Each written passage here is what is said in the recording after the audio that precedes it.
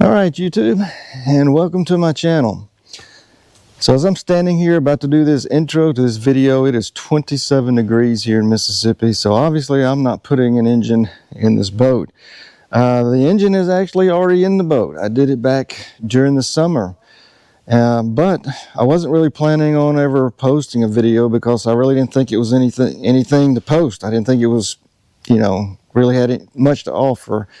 And it may not. I'll leave that up to you guys. But I did have some commenters who questioned me about why I didn't do a video. I got an email asking about, follow-up video to removing the engine.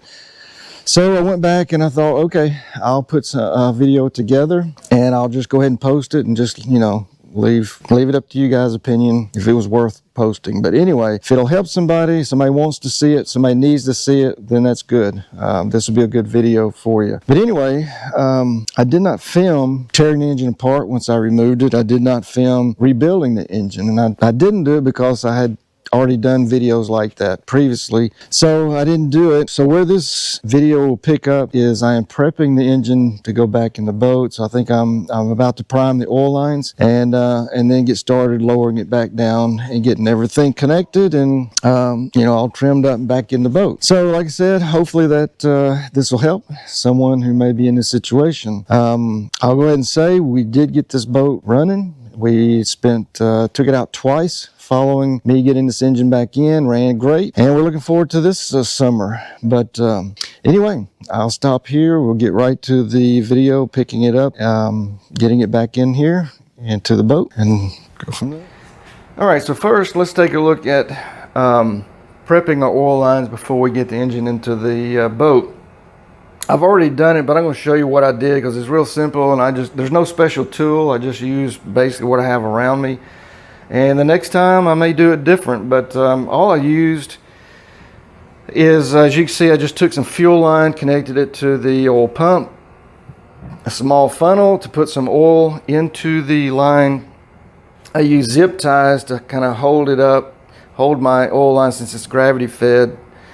Dual purpose there of holding this steady for me. And then I just took an old big pin piece, hard plastic, and I just took some bolt cutters and just cut basically a slit in each side, and then I just slide it over the blade of the oil pump, and that's it. Just take my drill and then slide it over this pin, tighten it down, and we've got it in reverse. And as I said, I've already done it, and you probably can't see from over there, but I've got oil is coming out of each of these nipples in the rotary valve plate here. So that's it. That's all you have to do to get these lines prepped and ready. As I said, I've already done it.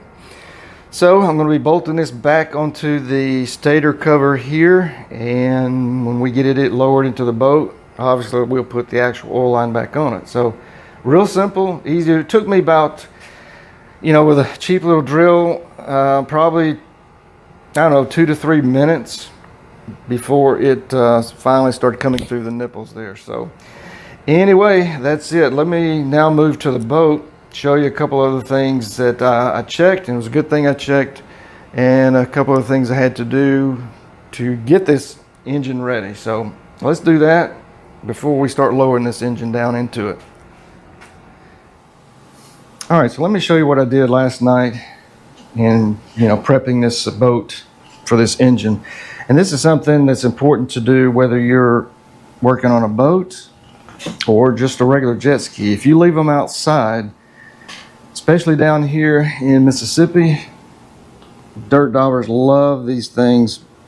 And so I noticed when I was pulling the pump, starting the process of removing this engine, that there was some dirt in here. But when I stuck the screwdriver in, it was really impacted and it went way up in here. So in fact, this was so impacted, when I took the hose off the engine, my air compressor could not blow it out. So I had to stick the screwdriver in here and work it and break it up, and then the air compressor blew it out.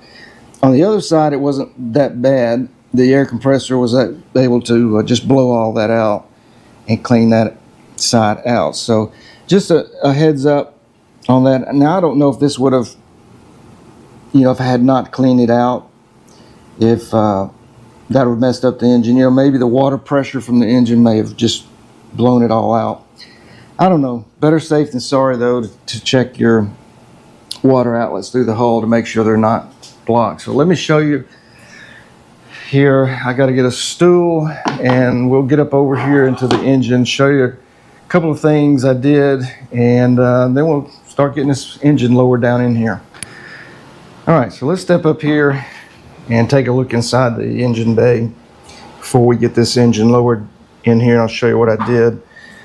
Wrapped up the carburetor and some of the electrical wiring there, just to keep it from getting wet. As you can see, I put this ski out of the garage, got my pressure washer, and we got this hole cleaned out really good. Now here's what I was talking about just a minute ago. I can lean down in here as I unfasten my water lines and use my air compressor to blow these out and make sure I got them clean all the way through the back of the hull, and did the same thing with these over here. One other thing that I replaced, I'm going to lower you here. I don't know if I'm going to,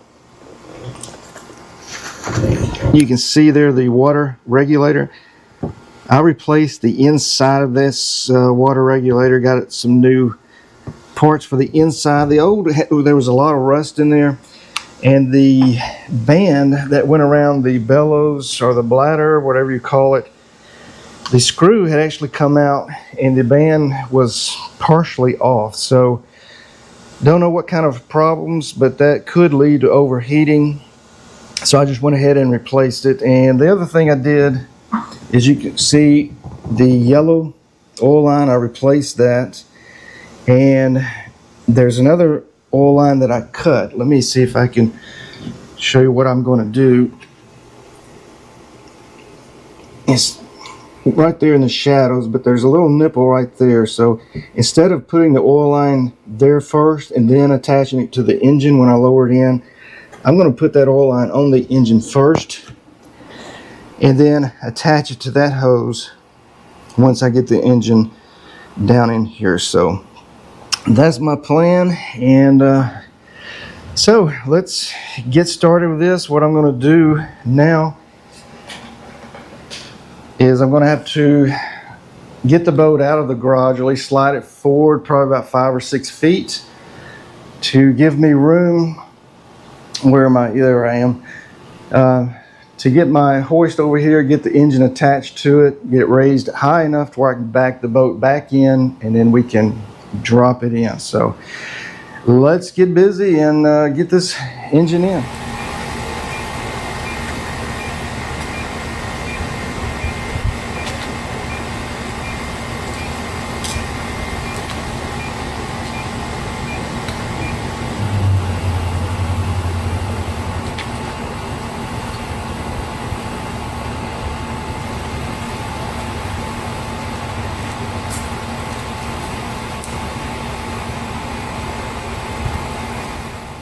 All right, so real quick, I got ready to lift this engine up and start to lower it down into the boat. I decided I'm going to try and connect this pipe before I get it down into the hull. The reason I took this off was because I could not get to those water line and the oil line to get them off. So I took it off in the boat. But I've got my oil line already connected, so I don't have to worry about that. Now, do have to connect the water line, but I'm going to see what kind of room I've got once I bolt this on to see how much trouble it will be to get that water line on. So let me put this on. I hope I'm not making a mistake here. I believe there's plenty of room, unlike a jet ski. There's plenty of room here, I believe, to get everything all connected at once and lower it down in here. So let me get this on and let's try it.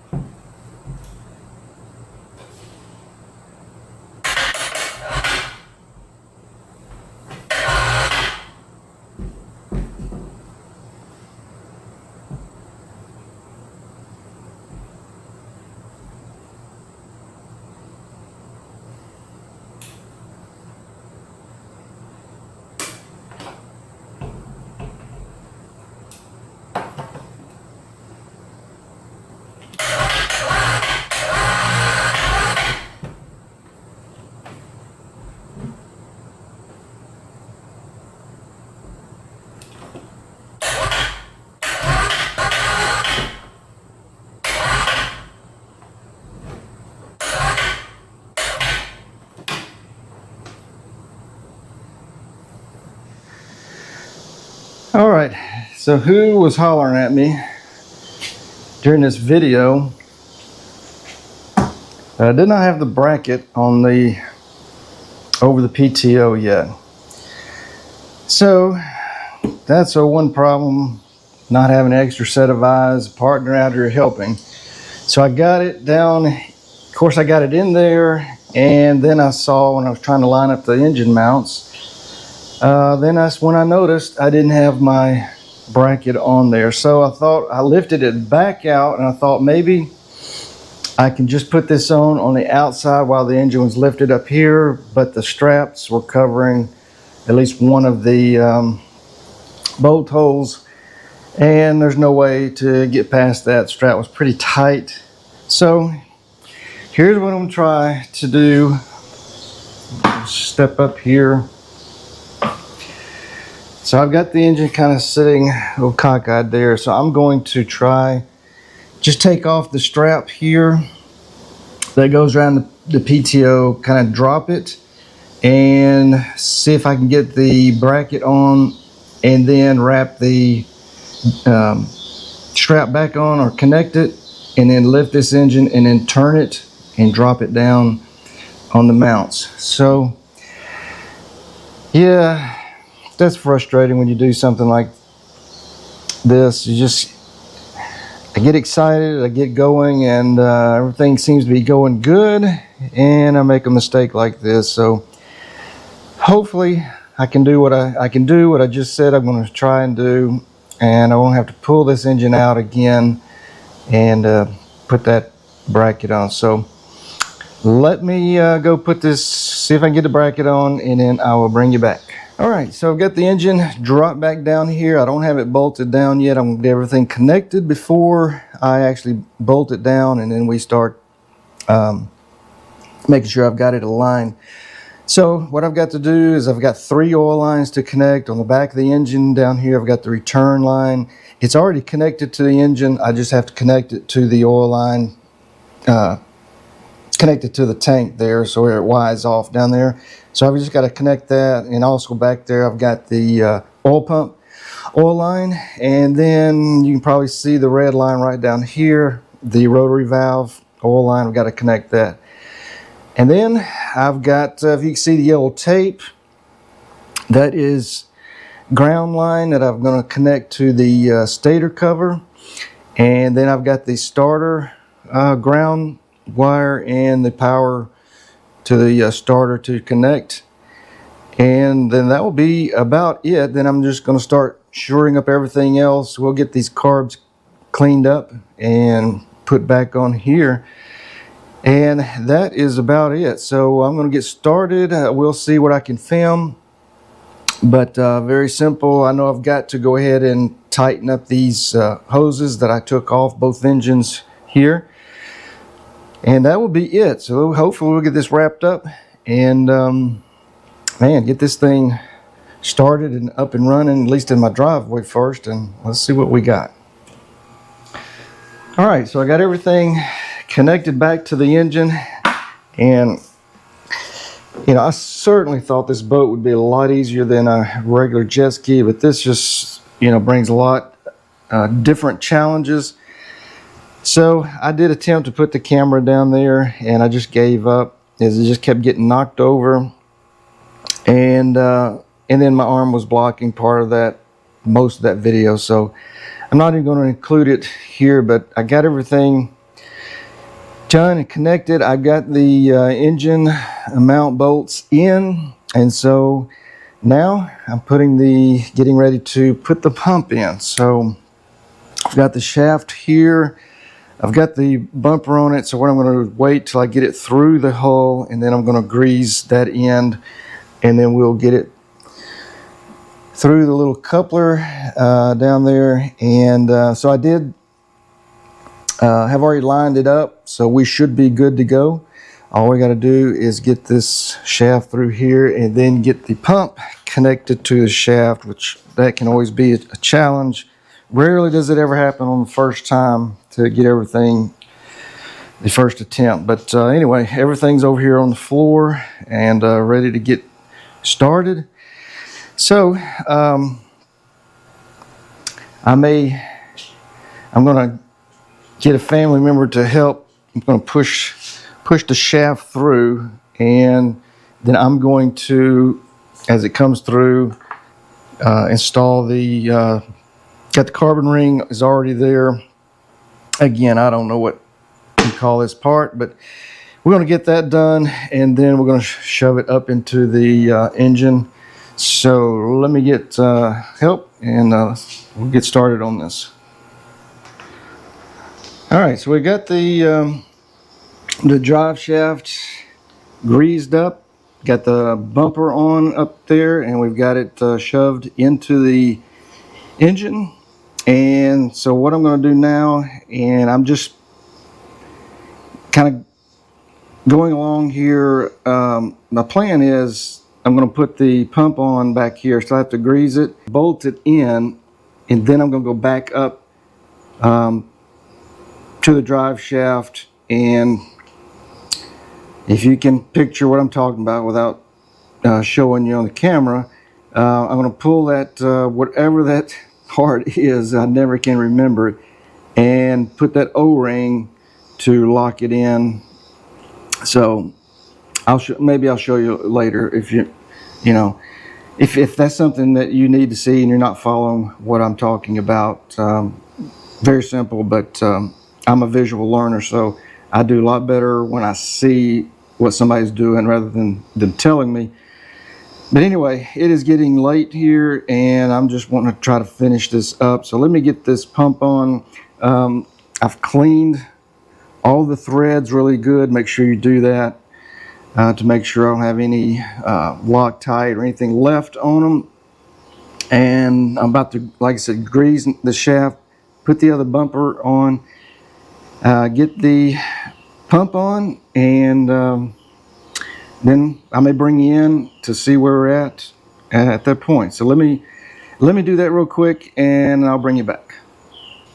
All right, so we got the pump in, and one thing I didn't say before I put this pump on, I did have the neoprene seal that I'd already put it in before put the pump on, just didn't mention it a few minutes ago. And so let me show you. So I've already climbed up here, and so what I was talking about, what I did, in case, like I said, you needed to see it. So I had to come here, and once I got the pump in, that gave me some resistance here, and so I had to pull this back, pry it back just as you would to remove the shaft. And so I put the this boat had an O-ring, so I had to pull this back, get the O-ring, and release it, and so it gives us the tension we need. One thing, I did not have an Oetiker clip large enough to go around here, so I just had to use zip tie. I did have an Oetiker clip here, so I hope that doesn't cause any issues, any kind of vibrations the way I've got it there. So we will see. So all right, I think maybe I'm going to call it an evening. All I've got left to do now is just to put the carburetors on, and shouldn't be too difficult. At least that, getting the carburetors in, I can kind of get my body at least halfway in there and get that lined up with the bolt holes there. I am going to have to bleed the pump, the oil pump. I have not bled that oil line yet. Well, I have to do that. And, and that's about it. The only thing now, let me climb up the back of this boat. As I mentioned just a little earlier, this has been a lot tougher job than I anticipated. I thought I would have so much more room, and I do. But the engine and everything sits so much deeper than in a jet ski. The boat is higher than a regular jet ski. And man, there's just no easy way of getting your body down in there working, whether I'm working up there from the back seat of the boat, or working from here, or even working on the side going in. It's been a tough go.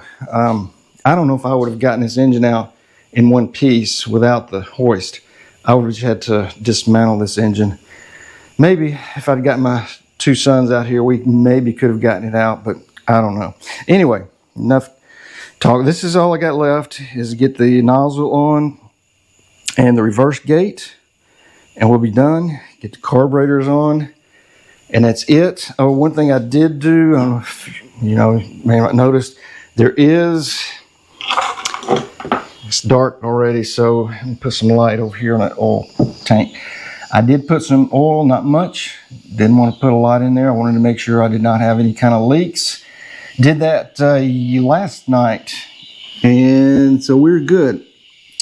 So far, no kind of leaks from the hoses, from my connections, and then we'll see once we get this thing running and get some pressure going through there. But anyway, as I said, I think I'm going to call it quits for tonight. I'm going to tackle these carburetors and the nozzle and reverse gate tomorrow. So we'll pick it up from there. Okay, so the engine is in, and as far as I know, this boat is ready to go back to the water. Obviously, you see I still have the engine cover up there. We're going to crawl back there, take a look real quick. I was going to pull this boat out. The reason you kind of see it halfway out of my garage, I was going to pull it out to start it up. I have not cranked it for the first time yet, and I'm kind of nervous. I really didn't want to crank this thing inside the garage, so I'm going to crank it. If the thing catches on fire, I'm already hooked up. I'll get it out of here, hopefully quick enough with my truck. But anyway, let me show you. I'll crawl up in here. I've got I was cleaning some of the other stuff that's probably laid all over back here.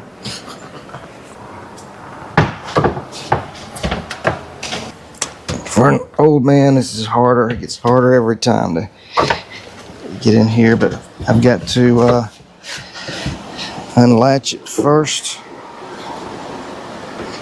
I'm doing this holding the camera. Sorry about I'm jerking this camera around. Okay.